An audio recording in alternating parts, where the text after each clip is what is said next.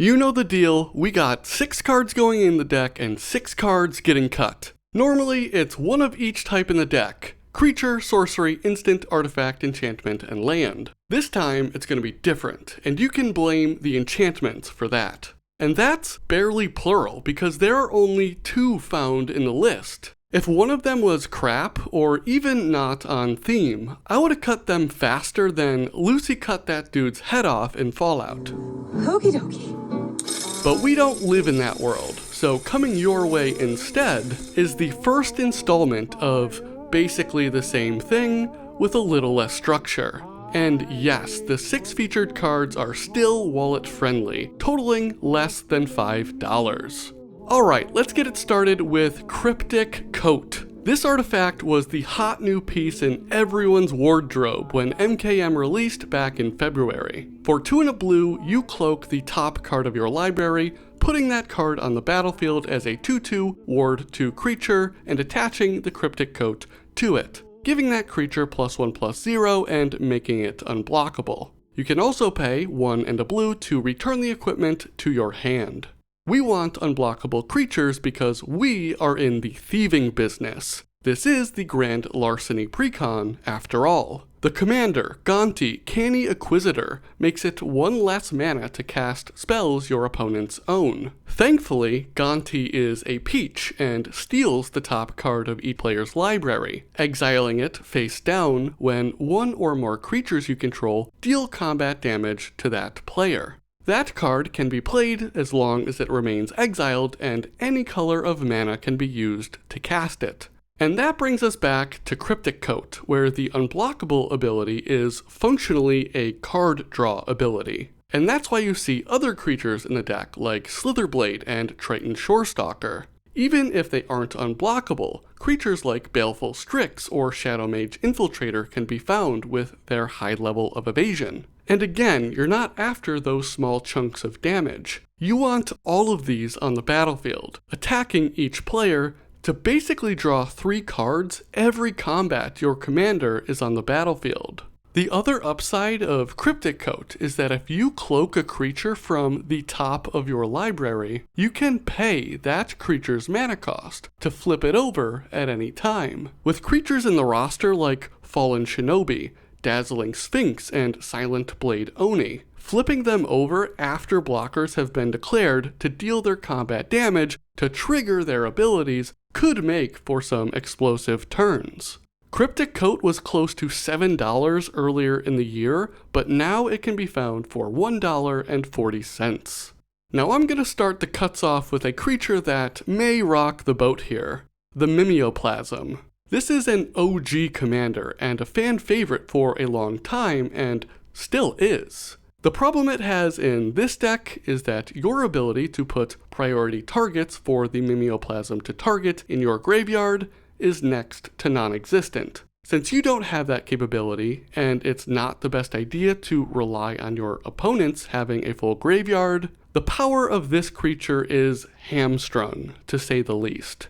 It also enters with +1/+1 counters as a 0/0 creature, where the likes of a Branching Evolution would pay off massively. That said, this deck also has no counter synergies. Go ahead and take the Mimeoplasm out of this deck, but maybe keep it readily available because it is a super fun build and super fun to play as a commander. More unblockable coming with the 2 mana artifact Surge Engine. It comes down as a 3/2 defender, which is decidedly not exciting. But with a single pump of 1 blue mana, all of a sudden it's a 3/2 that's unblockable. We've talked at length about why unblockable is good in this deck, but this creature offers more than that. With an additional 2 and a blue, it becomes a blue creature and its power and toughness increases to 5 and 4. You're not in win the game in a couple of turns territory, but this also isn't a tickle for your opponents anymore. That last mode is 4 and 2 blue to draw 3 cards. It's not the best rate for card draw, but this and the former mode are super welcome mana sinks if you've got nothing else going on. It's worth noting that you can only draw those cards 1 time the entire game. To wrap it all up, it's easy to cast early game, needing no colors. It becomes unblockable with minimal investment and offers a couple pretty sweet mana sinks. Surge Engine is 89 cents. We'll match this up with another creature getting cut, Diluvian Primordial. At 5 and 2 blue, this creature falls into a similar trap as the Mimeoplasm, where there's no guarantee your opponents have anything impactful in their graveyards, and you have no agency with the deck, as currently constructed, to make that happen. It's also one of 5 creatures in the deck with a mana value of 7. There is plenty of cost reduction in the deck, so you can cast those high mana spells, only not for the ones in your hand. Let's lower the mana curve by cutting the Diluvian Primordial and keep on moving.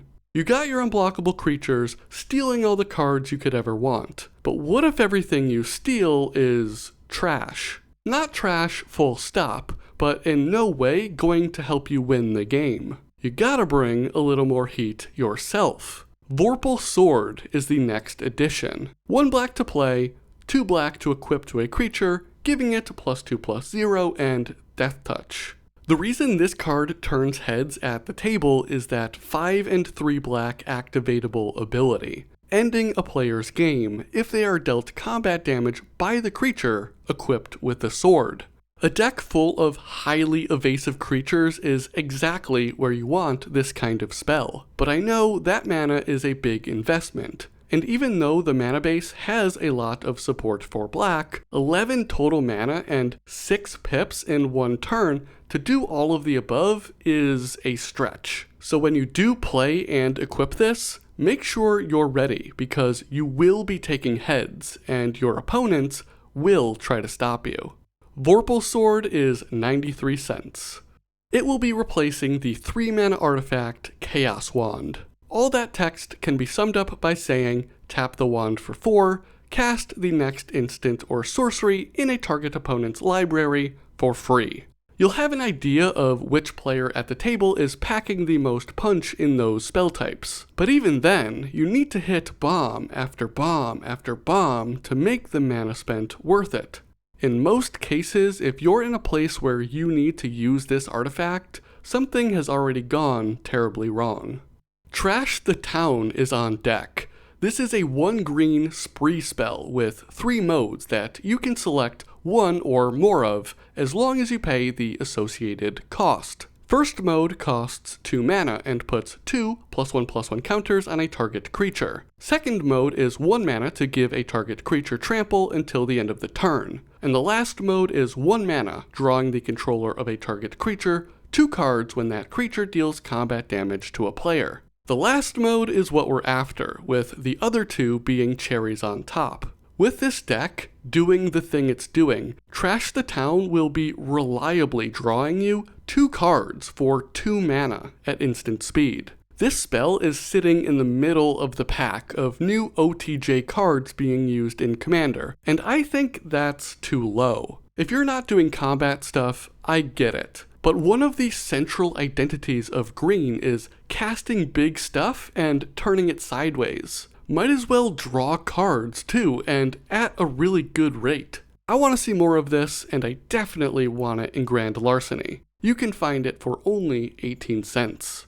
Extract Brain is on the chopping block here and in every deck moving forward. I want nothing to do with this spell. Your opponent chooses the cards you see from their hand. You can only cast 1 of the spells they show you, if they show you any spells at all, and you can't even play lands from the cards they choose. Listen, I gotta move on. Looking at this spell is bad for my health. What's good for my health, and I dare say my soul, is having the opportunity to include a spell from the 3rd piece of content I ever uploaded. This manhole diving motherfucker. The 1 blue mana sorcery, Artful Dodge. Most of the little creatures have high levels of evasion. Some of the other creatures have ninjutsu or flying to get damage through to proc their triggers and get more cards with Gonti. Ninjutsu is a one-time thing though, and getting combat damage through with only flying isn't a sure thing anymore. Not to mention, some of the top-end creatures are kinda just lumbering around on the ground. Artful Dodge makes a target creature unblockable for the turn, and has a 1 blue flashback to do it again. If your commander is on the battlefield, that turns this spell into a cantrip. But even if Gonti is nowhere to be seen, having this available to give a free path to Silent Blade Oni or Fallen Shinobi, or any number of other options, will give you the value you need to close out games. Artful Dodge is 25 cents. Getting cut is Blade Griff Prototype. A 5 mana flying 3/2 is super underwhelming on a stat level, and the combat damage trigger doesn't do enough to save it. It's kind of a worse Annihilator 1, and I think that player choosing the non-land permanent to destroy will be less fun in practice than how you think it'll play out in your head. Sonic Screwdriver is the last edition, because it can't all be Sneaky Boys and Death Swords. You need your vegetables too, so eat up. For real though, the fundamentals are there for a reason. You got your turn 3 mana rock, leading you nicely into playing your 5 mana commander on turn 4. The Screwdriver also lets you tap for any color of mana, so you won't be mana screwed. Did you like that one?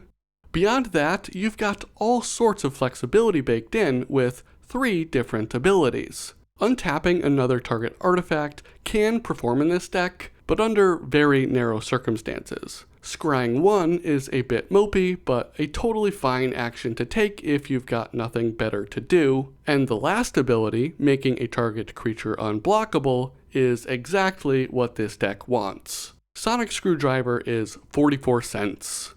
The last cut is Void Attendant. I'm here for this creature to be used as exile hate when your opponent is racking up card advantage through exile. You know, put the Zorn that Prosper just exiled right into their graveyard so they can't play it and do Prosper things. All the while, getting yourself a little Scion treat to top it off. Bottom line, I want to play the spells I'm stealing, and this creature is better against this deck than in this deck.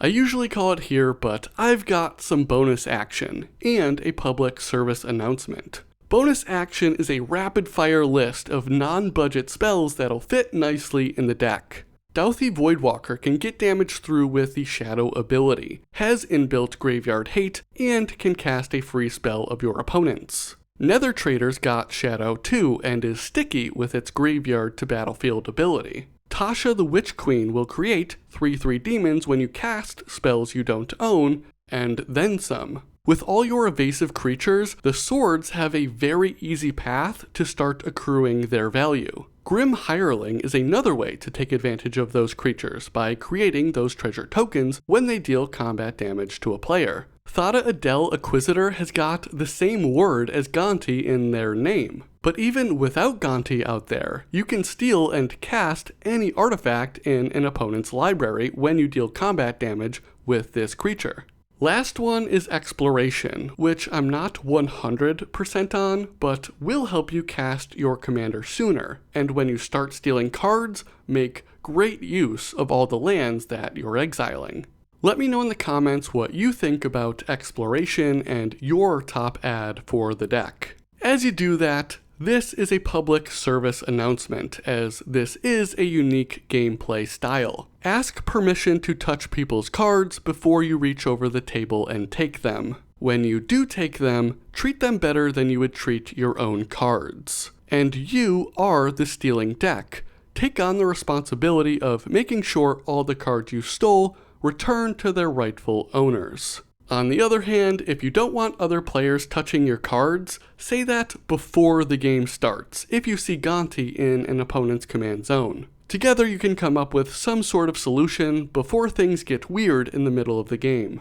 That's it everyone, thanks for tuning in, subscribe to the channel, like the video if you liked the video, and if you missed it, check out the Quick Draw upgrade video featuring Stella, the combo machine. I'll catch you next time for some more monkeying around.